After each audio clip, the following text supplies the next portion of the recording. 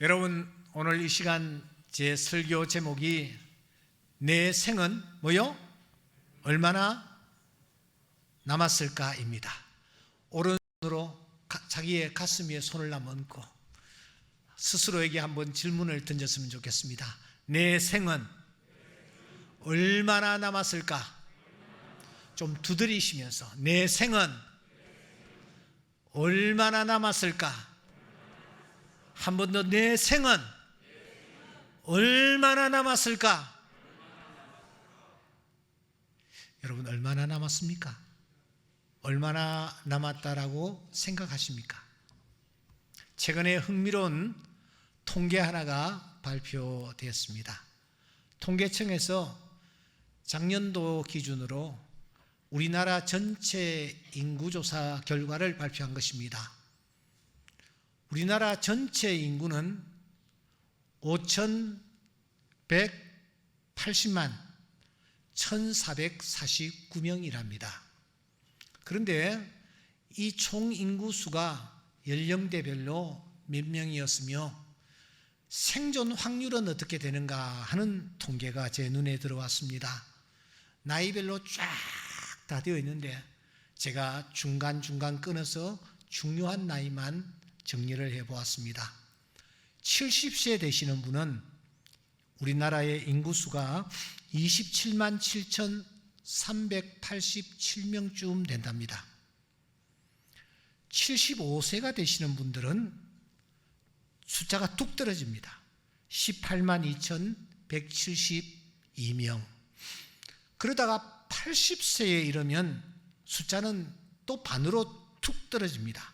10만 2,370명. 85세가 되면 그 반으로 줄어버립니다.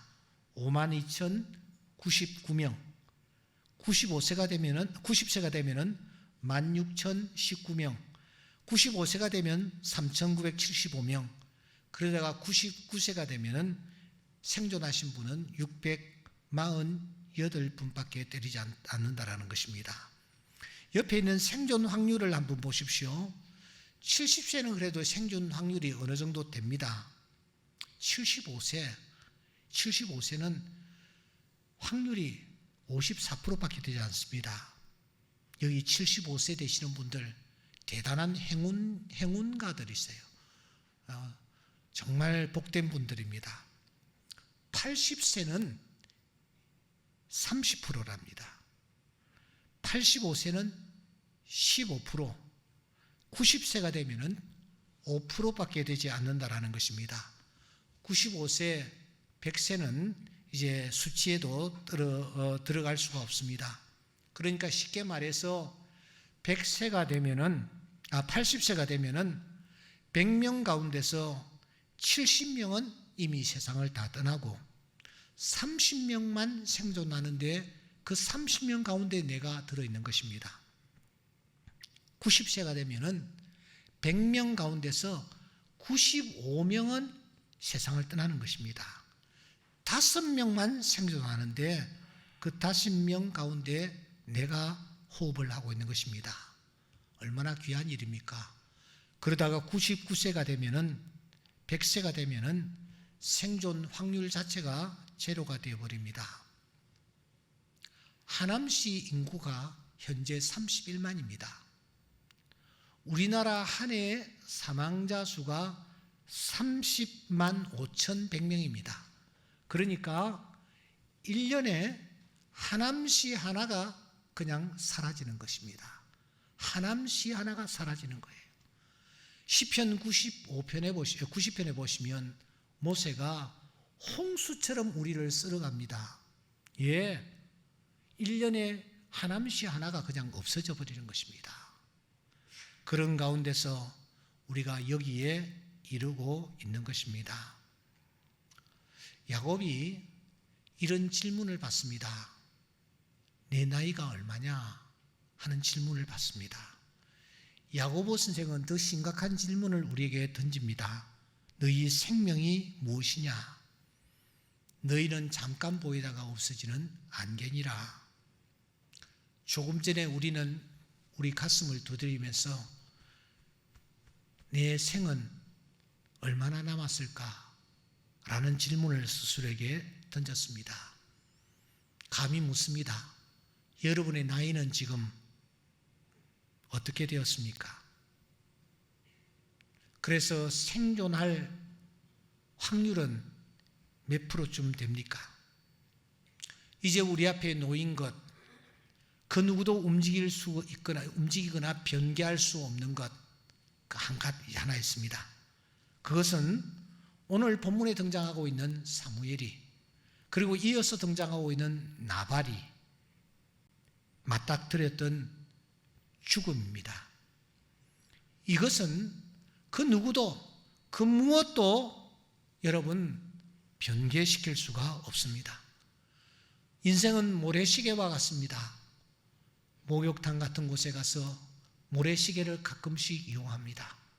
거꾸로 이렇게 세워놓으면 그 모래알들이 쉼없이 떨어지듯이 나에게 준 시간이라는 이 모래가 계속 지금 떨어지고 있는 것입니다. 지금도 떨어지고 있습니다. 이런 내가 여러분 지금 무엇을 하고 있습니까? 어떤 일을 중요하다라고 생각하고 있습니까? 문장에서 어떤 부분을 강조할 때에 여러 가지 기법들을 사용하는데 그 강조하는 부분을 강조하는 강조법이 있습니다. 이름하여 과장법입니다. 점층법입니다. 또 하나 반복법입니다. 성경에서도 이런 강조법이 사용되고 있죠. 예를 든다면 창세기 15장에 보면 하나님께서 아브라함을 데리고 밤에 밖에 나가십니다. 그리고 하늘의 별을 가리키면서 야, 너의 후손이 저 하늘의 별과 같이 많아질 것이다. 그렇게 말씀하십니다. 이것은 일종의 과장법이라고 할 수 있습니다. 마태복음 1장에 보시면 낳고라는 단어가 계속 이어집니다. 그러다가 마지막에 예수 그리스도께서 나시니라. 이것은 점층법입니다. 누가복음에 보시면 예수님께서 겟세마네 동산에 들어가서 기도하시는데 그 기도의 모습을 힘쓰고 애써 더욱 간절히 기도하셨다. 그렇게 말합니다. 이것은 반복법입니다. 이렇게 어떤 경우에는 여러분 과장하여, 어떤 경우에는 점층하여, 어떤 경우에는 반복하여 그 문장을 강조하는 것입니다. 그런데 성경을 보면 이런 일반적인 방법이 모자랄 경우에 아주 특별한 방법을 사용하는 것을 볼 수가 있습니다. 그것은 메신저가 그 자리에 앉는 것입니다.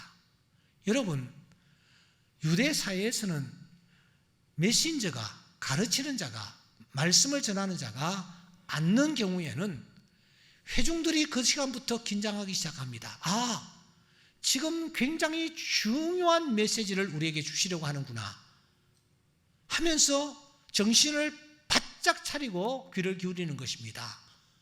중요한 말씀을 주실 때에는 이와 같이 앉으셨습니다. 마태복음 5장 1절 예수께서 산에 올라가 앉으시니 제자들이 나온지라 입을 열어 가르쳐 가라사대 심령이 가난한 자는 그 유명한 팔복의 말씀을 예수님께서 앉아서 하셨습니다. 마태복음 13장은 그 유명한 천국의 비유 7가지가 등장합니다. 주님은 그때 그 비유를 주시면서 바닷가에서 주셨는데 성경은 이렇게 기록합니다. 예수께서 바닷가에 앉으심에 무리들이 나온지라. 주님이 바닷가에 앉으셔서 말씀을 전하는 것입니다. 여러분, 바닷가를 상상해 보십시오. 울퉁불퉁한 바위들, 자갈들, 모래들이 있는 곳입니다. 또 습기가 많은 곳입니다. 그런데 주님이 그 바닷가에 일부러 앉으시는 것입니다.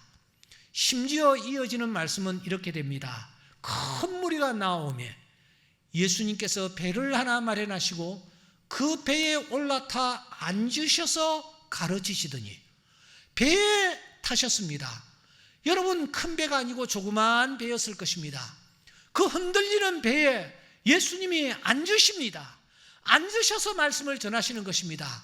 왜 불편하게, 왜 목소리도 제대로 나지 않는 그런 여건을 만드시면서 예수님이 말씀을 전하실까요? 그것은 이것입니다. 내가 지금부터 너희들에게 하는 말은 굉장히 중요한 말이니 유념하여 들으라 하는 뜻으로 주님이 앉으신 것입니다. 현장에서 가늠한 여인이 왔을 때에 그를 돌로 들어 치려 했을 때에 주님은 그때의 자리에 앉으셨습니다. 그리고 말씀하십니다. 죄 없는 자가 돌로 저 여자를 치라고요. 먼저 치라고요. 그러므로 우리가 성경을 읽어 나가다가 예수님께서 앉으셨다 하는 표현이 등장하면 긴장하셔야 합니다. 아하, 주님이 지금 대단히 중요한 말씀을 하시는구나. 그러니까 이 앉으신다라는 이 포즈는 과장법보다도 점척적보다도 반복법보다도 훨씬 더 강조하는 강조의 강도가 큰 것입니다. 그러면 사랑하는 여러분, 이 앉는 것보다 더 강조할 때는 어떻게 하는지 아십니까? 성경을 자세히 보시면 이 앉는 것보다 더 강조할 때에 사용하는 방법이 하나 있습니다. 그것은 여러분 바로 특보입니다. 무슨 말입니까? 우리가 정규 방송을 듣는 중에 갑자기 그 방송이 끊어지면서 특보 뉴스가 뜰 때가 있습니다. 그럴 때 우리는 이게 뭐지? 하면서 그 특보에 시선을 고정시키는 것입니다. 기억하십니까? 2001년 9월 11일 뉴욕 시간으로 9시경, 우리로서는 아마 밤 좀 늦은 시간이었을 겁니다. 그때의 TV를 대하던 우리 눈앞에 이상한 광경이 펼쳐졌습니다. 뉴욕의 무역센터 그 높은 건물에 몇 대의 비행기가 부딪혔습니다. 그리고서는 저 큰 건물이, 거대한 건물이 무너져 내리는 것을 우리는 그때 보았습니다. 3,000여 명이 그때 목숨을 잃었습니다. 이때의 특보가 떴던 것입니다. 2014년 4월 16일입니까? 우리가 아침에 느긋하게 밥을 먹고 TV를 볼 때에 세월호가 지금 점점 기울어진다라는 특보가 화면에 떴습니다. 그때 우리는 장난인 줄 알았습니다. 뭐 저렇게 큰 배가 이 해변에서 그렇게 멀지도 않는 곳에 괜찮겠지, 다 구조되겠지, 우리 다 그렇게 생각했습니다. 느긋하게 보고 있었습니다. 그런데 이게 장난이 아니었습니다. 배는 저렇게 기울어지더니 결국 그 안에 있던 학생들을 위시한 300수십 명의 사람들이 목숨을 잃었고, 우리는 세월호 몸살을 지금까지도 앓고 있지 않습니까? 이와 같이 특보라는 것은 갑자기 탁 등장하는 것입니다. 등장시키는 것입니다. 그래서 우리로 하여금 긴장하게 만드는 것입니다. 집중하게 만드는 것입니다. 이런 방법을 성경은 가끔씩 사용합니다. 중요한 예가 있다면 바로 창세기 14장에 등장하는 살렘 왕 멜기세덱입니다. 이 사람은 말이죠, 히브리서 기자에 의하면 아버지도 없고 어머니도 없고 족보도 없는 사람입니다. 이 사람이 아브라함 앞에 턱 등장합니다. 아브라함이 생명을 걸고 싸움을 했습니다. 그래서 그가 천신만고 끝에 그가 전쟁에서 승리를 하고 그가 노획물을 가지고 돌아오는데 이 멜기세덱이라는 사람이 턱 나타나서는 손을 내밉니다. 11조 내라. 그때 아브라함은 두 말도 하지 않고 자기가 노획한 그 노획물 가운데서 10의 1을 이 멜기세덱이라는 처음 보는 사람에게 건네줍니다. 그러자 이 멜기세덱은 마치 받아야 할 것을 받은 것처럼 이 사람이 싹 사라집니다. 그리고 여러분, 지금까지 멜기세덱은 나타나지도 않고 있습니다. 이게 특보법입니다. 창세기 37장 이하에 보면은 유다와 그의 며느리 다말이 등장합니다. 뜬금없이 등장합니다. 지금 누구의 스토리가 이어지느냐? 37장부터 요셉 스토리가 50장까지 이어지는데 그 중간에 다말이 등장하는 것입니다. 시아버지 유다가 등장하는 것입니다. 그런데 여러분, 이 시아버지와 며느리가 잠자리를 같이 하는 것 아닙니까? 그리고서는 아이를 낳는 거예요. 아이를 낳고서는 싹 사라져 버립니다. 그리고 언제 그런 일이 있었느냐는 듯이 이 요셉 스토리가 계속 또 이어져 나가는 것입니다. 이것이 바로 뉴스 특보법입니다. 오늘 본문도 같은 유형입니다. 우리가 지난 시간에 24장을 함께 나누었습니다. 어떤 내용이었습니까? 다윗이 사울의 칼날을 피하여 도망을 치다가 굴 속에 갇혔는데 오히려 그 굴 속에서 말이죠, 이 사울의 목숨이 다윗의 칼날에 좌지우지 될 정도가 되는 역전 현상이 일어났던 것을 우리가 생각했습니다. 그리고 또 26장을 한번 잠시 넘겨보십시오. 26장도 똑같은 사건이 반복되는 것입니다. 다윗이 사울을 죽일 수 있는 그런 여건이 마련되고 있지 않습니까? 이와 같이 다윗 스토리가 쭉 이어지는 중간 이 25장에 여러분, 나발이라는 자가 갑자기 등장하는 겁니다. 나발이라는 사람이 오늘 본문에 등장하는 것입니다. 그런데 더 자세히 보시면은 이 나발이 사무엘을 조연급으로 등장시키면서까지 이 나발이라는 자가 등장합니다. 여러분, 나발이 중요한 인물일까요? 아니면은 여기에 등장하는 사무엘이 중요한 인물일까요? 두말할 필요도 없이 사무엘이 훨씬 더 중요한 인물입니다.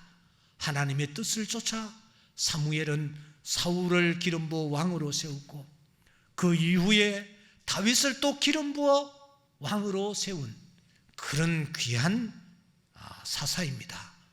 뿐만 아니라 성경은 그의 입의 말이 한마디도 땅에 떨어지지 아니했다라는 것하고 말합니다. 거짓말이 없었다라는 것입니다. 헛말이 없었다라는 것입니다.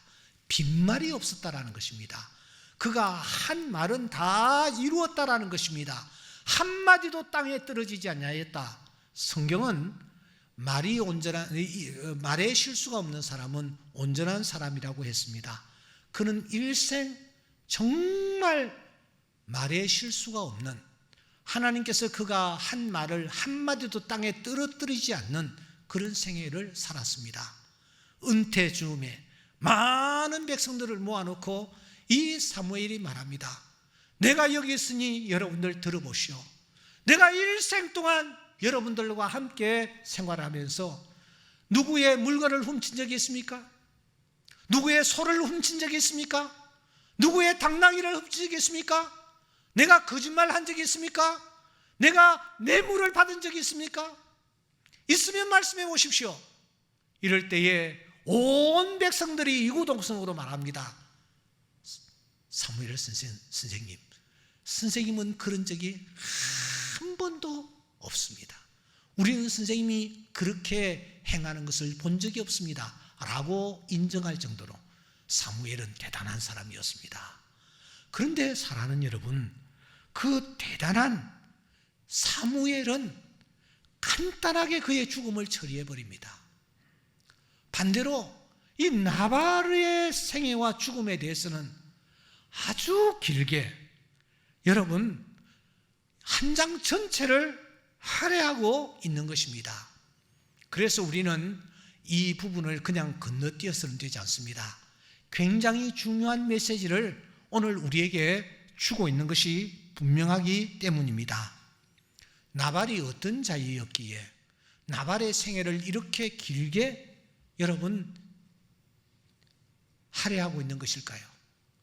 사무엘과 비교가 되지 않을 정도로, 사무엘을 조연급으로 세울 정도로 이 나발이 주연으로서 25장에 등장하는 것일까요? 여러분, 우선 2절에 보시면 이 나발이라는 사람은 굉장히 부유했던 사람인 것을 우리가 볼 수 있습니다. 양이 3천이었고 염소가 2천이나 되는 그런 아주 부자였습니다. 하지만 그의 행실은 어떠했습니까? 3절을 주목하십시오. 이 남자는 완고하고 행실이 아주 악했다. 성경 저자가 그렇게 기록하고 있습니다. 이를 뒷받침이라도 하듯이 여러분, 그 집에서 일하는 일꾼, 그러니까 품꾼이죠. 그 집에서 일하는 머슴이 이 주인 나발을 놓고 무엇이라고 말하고 있습니까?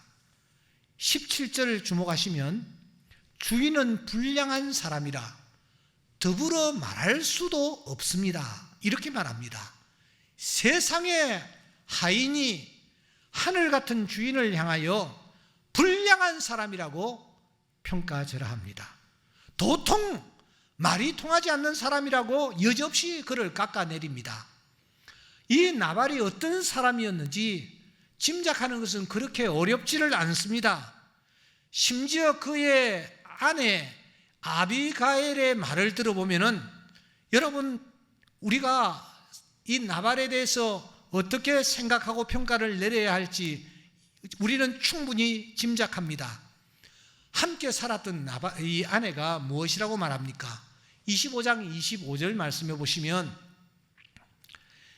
내 주님은, 이건 다윗을 가리킵니다. 내 주는 이 불량한 사람 나발을 개의치 마옵소서. 그의 이름이 그에게 적당하니 그의 이름이 나발이라. 그는 미련한 자입니다. 아내가 남편을 향하여 이렇게 혹평하고 있는 것입니다. 이름이 나발입니다. 나발이라는 이름의 뜻이 무엇일까요? 오늘 2부 예배를 마치고 한 가정이, 한 부부가 저에게 기도를 좀 해달라고 해서 같이 기도를 했습니다. 내용인즉 이번 주에 이 첫 아기를 낳는데 그 아기를 순산할 수 있도록 기도를 좀 해달라는 것입니다. 그래 제가 아이 이름을 지었느냐고 하니까 목사님 지었습니다. 이름이 뭐니? 하니까 최온유라는 거예요. 이름이 너무너무 좋아서 온유를 넣고 제가 간절히 기도했습니다. 모르긴 하지만 아마 그 부모는, 그리고 그 할아버지 할머니는 태어날 이 딸아이의 이름을 무엇으로 할까 고민했을 겁니다. 한 가지만 했을까요? 아니에요. 10가지, 20가지가 아마 넘었을 거예요. 그 여러 가지 이름들 가운데서 이 아이에게 온유라는 이름을 붙여서 지어주자 하고 아마 그렇게 결론을 내렸던 것 같아요. 나발을 가졌을 때 나발의 부모님들은 어떠했을까요? 분명히 고민했을 것입니다. 어떻게 하면 이 아이에게 좋은 이름 지어줄까 라고 생각하면서 고민하다가 지은 이름이, 마지막으로 결정한 이름이 나발이었습니다. 그러므로 여러분, 이 나발이라는 이름은 처음부터 나쁜 이름이 아니었습니다. 어리석다, 욕심쟁이다, 바보다, 그런 뜻이 담겨있는 이름이 아니었어요. 분명히 좋은 뜻을 가진 이름이었을 것입니다. 그런데 이 나발이라는 자가 나발이라는 이름을 받고 그가 살아가는데 그의 삶이 너무너무 엉망진창이다 보니, 불량하다 보니, 미련하다 보니 사람들이 나발이라는 사람을 떠올리면서 어떤 생각을 하느냐? 저 사람은 미련하다, 욕심쟁이다, 불량하다, 이런 생각을 계속 하다 보니 그 이름의 뜻이 그냥 나발이 되어버린 것입니다. 이름의 뜻이 불량한 사람, 욕심쟁이, 그런 뜻이 되어버린 것입니다. 그래서인지 오늘날에 이르러서는 서양에서 아주 욕심쟁이, 불량한 사람, 못된 사람을 그냥 나발, 나팔 이렇게 부릅니다. 그러면 그게 욕 중에 욕이 되어버리는 것입니다. 사랑하는 여러분, 이 나발, 그래서 오늘 나발이라는 뜻이 상대를 무시하거나 욕할 때에 사용하는 그런 이름으로 욕의 대명사가 되어버린 것입니다. 돈이 많으면 못합니까? 재산이 많으면 뭘 합니까? 그 돈을 모으고 그 재산을 모으는 과정에서 주변의 사람을 잃어버린다면, 더 나아가 인간 취급을 받지 못한다면 그게 무슨 의미가 있을까요? 우리가 우리 자신을 한번 돌아볼 필요가 있습니다. 나는 내 주변의 사람들에게, 그리고 내 수하의 사람들에게, 특별히 젊은 사람들에게, 내 가까운 사람들에게, 심지어 내 배우자에게 어떤 취급을 평소에 받고 있는가? 정말 나는 인정을 받고 있는가? 아니면 인정을 받지 못하는 나발인가? 내 아내가 나와 함께 살기는 살지만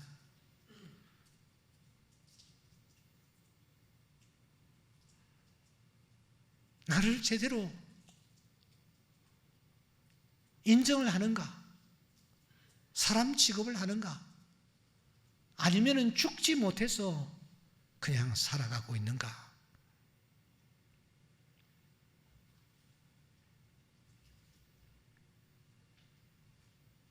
그래서 오늘 성경은 뉴스 특보를 우리에게 내보내면서 사무엘을 조연급으로 내세우면서 이 나발의 생애와 죽음을 길게 기술하면서 우리에게 중요한 메시지를 던지려고 하는 것입니다.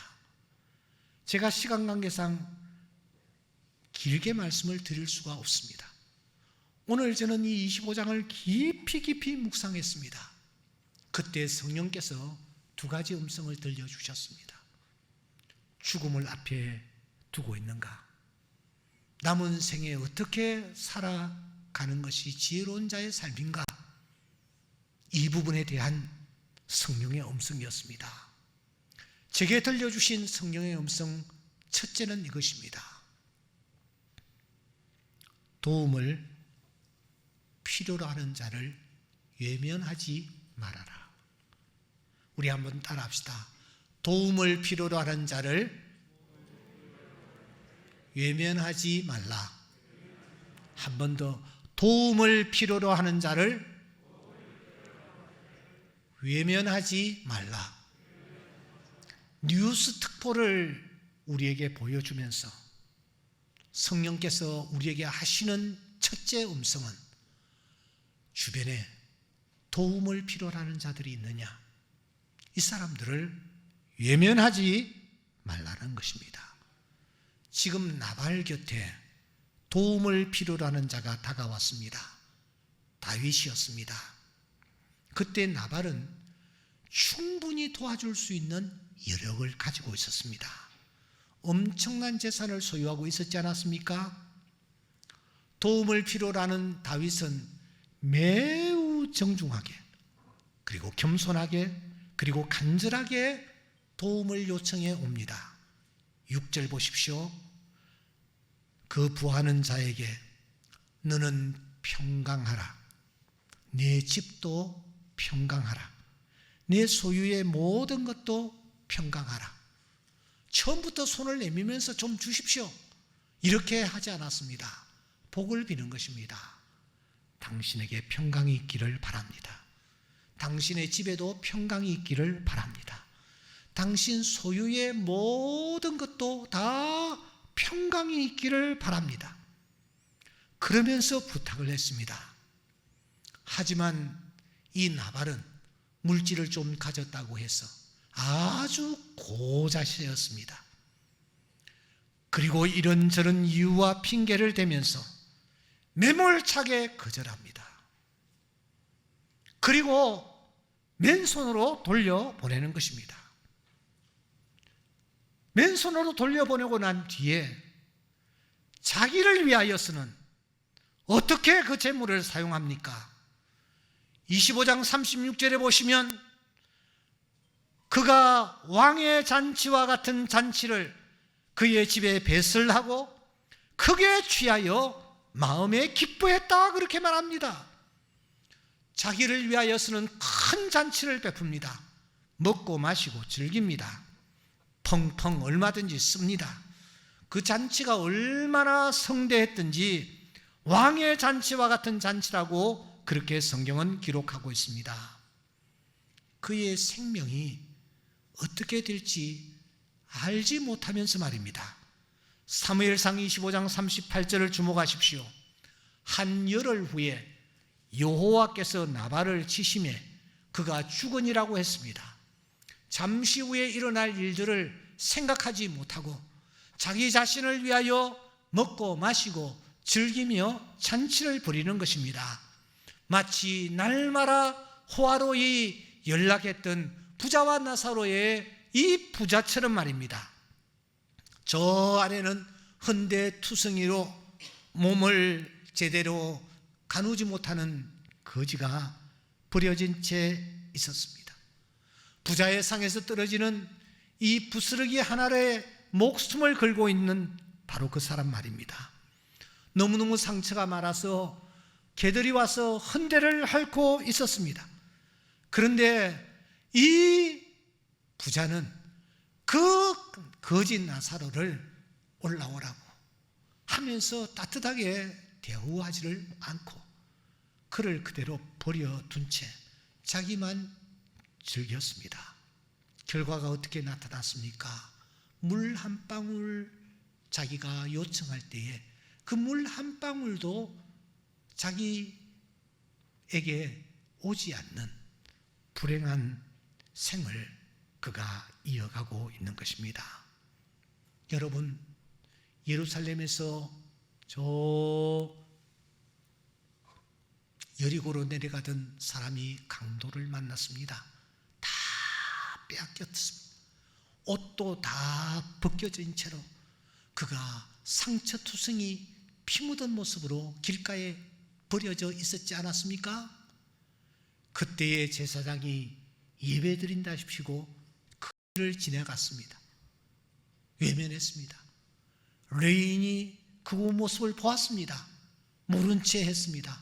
나는 하나님 앞에 가서 예배하는 것 정말 귀한 일이야. 그걸 먼저 해야 돼. 이런 핑계로 버려두고 지나갔습니다. 중요한 것은 그 상처를 입고 강도를 만나 피를 흘리고 있는 그 사람이 도대체 누구냐 하는 것입니다. 학자들은 바로 강도 만난 그 사람이 예수님 자신이라고 말합니다. 예수님은 오늘 또 강도 만난 자의 모습으로, 다시 말하면 예수님은 줄인 모습으로, 목마른 모습으로, 나그네 된 모습으로, 옥에 갇힌 모습으로 우리 앞에 나타난다라는 것입니다. 주님이 말씀하십니다. 지극히 작은 자 하나에게 한 것이 곧 내게 한 것이니라. 주님은 지극히 작은 자와 자신을 일치시키시면서 바로 작은 자에게 한 것이 바로 주님께 한 것이라고 말씀하시는 것입니다. 미국의 한 크고 웅장한 교회 입구에 아주 초라한 남루한 흑인 아이가 쭈그린 채 앉아 있습니다. 울고 있습니다. 울고 있는 그 아이 곁으로 남루한 옷을 입은 한 분이 다가왔습니다. 왜 울고 있니? 예, 제가 이 예배당에 들어가서 예배를 드리고 싶은데 흑인이라고 또 거지라고 예배당에 들어가는 나를 막아버렸습니다. 쫓아냈습니다. 그래서 제가 예수님을 생각하며 울고 있습니다. 그때의 남루한 그분이 그 아이의 머리를 쓰다듬으며 말합니다. 너도 쫓겨났니? 나도 쫓겨났단다. 나도 쫓겨났단다 말씀하시는 그분이 누구셨습니까? 바로 예수님이셨습니다. 예수님을 쫓아내고 드리는 예배, 그 예배가 예수님께 영광이 되며 예수님이 받으실 예배였을까요? 오늘 우리가 하나님 앞에 나와 예배하면서 우리가 먼저 생각해야 할 것은 가난한 자, 병든 자, 또 소외된 자, 이런 자들을 우리가 먼저 도우고 돌아와서 하나님 앞에 예배할 때에 하나님께서 그 예배를 기쁘게 받으실 줄 믿습니다. 나발은 우리에게 말합니다. 도움을 필요로 하는 자가 있느냐? 지체 말고 도와주라. 지체 말고 그에게 도움의 손길을 베풀어라. 두 번째, 성령께서 이 사건을 통하여 오늘 우리에게 주시는 메시지가 있습니다. 그 메시지가 사랑하는 여러분 무엇일까요? 한번 따라해 보겠습니다. 의의 신랑과 함께하는 것이다. 의의 신랑과 함께하는 것이다. 이 나발이 누구를 상징할까요? 세상입니다. 옛 남편입니다. 다윗은 누구를 상징할까요? 오실 메시아 예수 그리스도를 상징합니다. 우리의 주님을 뜻합니다. 그러면 아비가일은 무엇을 상징할까요? 바로 우리 자신입니다. 우리는 지난날 나발과 함께 살았습니다. 나발을 남편으로 모시고 살았단 말입니다. 나발의 지배 아래에 있었단 말입니다. 그래서 여러분 만족하셨습니까? 기쁘고 즐거웠습니까? 인간 같지 않은 그 인간을 남편으로 우리가 모시며 살아오지 않았습니까? 성경은 말합니다. 가늠한 여인들아, 세상과 벗된 것이 하나님과 원수됨을 알지 못하느냐. 계시록의 18장 4절 말씀에 오시면, 그래서 내 백성아 거기서 나와 그의 죄에 참여하지 말고 그가 받을 재앙들을 받지 말라고 말합니다. 나오라고 합니다. 옛 남편의 쇠사슬을 끊고 나오라고 합니다. 그런데 우리는 나올 힘이 없었습니다. 이런 우리를 불쌍히 여기사 다윗이 직접 찾아왔습니다. 그리고 아비가일에게 말합니다. 39절 말씀해 보시면 다윗이 아비가일을 자기의 아내로 삼으려고 사람을 보내어 그에게 말하게 하며, 여러분, 내가 너를 내 아내로 삼겠다라고 말합니다. 이미 과거에 나발의 아내가 되어 몸도 마음도 정신도 다 피폐해진 그 아비가일을 다윗은 내 아내로 삼겠다고, 지난 날을 묻지 않겠다고 말하면서 그를 초청하는 것입니다. 이 얼마나 놀라운 음성입니까? 그야말로 복음 중에 복음이었습니다. 그분이 초청하는 것입니다. 나의 사랑, 나의 어여쁜 자야, 일어나서 함께 가자. 그가 왼팔로 내 머리를 고이고 오른팔로 나를 안는구나. 이 계달의 장막과 같은 이 술람이 여인을 아내로 삼았던 솔로몬처럼 오늘 다윗은 이 아비아다를 자기의 사랑하는 아내로 받아들이는 것입니다. 아비가일인 나를 받아주신 것입니다. 그 주님이 우리를 오라고 초청하시는 것입니다. 신부를 삼으시기 위해서 우리를 부르신 것입니다. 그 신랑 되신 우리 주님과 남은 생에 동행하며 살아가기를 힘쓰는 것, 이것이 오늘 우리가 해야 할 중요한 또 하나 일 중에 하나인 것입니다. 사랑하는 성도 여러분, 우리의 생이 얼마나 남았을까요? 우리의 연수가 70이요 강건하면 80일지라도 그 연수의 자랑은 수고와 슬픔뿐이요 신속기간이 날아가나이다. 우리가 잠시 후에 하나님 앞에 서게 될 것입니다. 하나님은 두 가지를 체크하십니다. 어려움에 처한 사람들을 얼마나 도왔는가, 또 하나 의의 신랑 주님과 함께하는 삶을 살았는가. 그분이 주신 말씀을 사랑하며 그분과 기도 가운데 교통하며 그분이 피로 값주고 세우신 주의 몸된 교회를 사랑하는 그런 자세로 남은 생에 달려왔는가 주께서 물으실 것입니다. 버킷리스트라는 말이 있습니다. 죽기 전에 내가 꼭 해야 할 일, 여러분 무엇이라고 생각합니까? 바로 이 두 가지입니다. 하나는 도움을 필요로 하는 자들에게 도움을 베푸는 것입니다. 의의 신랑이신 주님과 함께 걸어가는 것입니다. 이러한 삶을 영위하기로 힘쓰는 주의 귀한 자녀들 될 수 있기를 주의 이름으로 축원합니다. 기도드리겠습니다.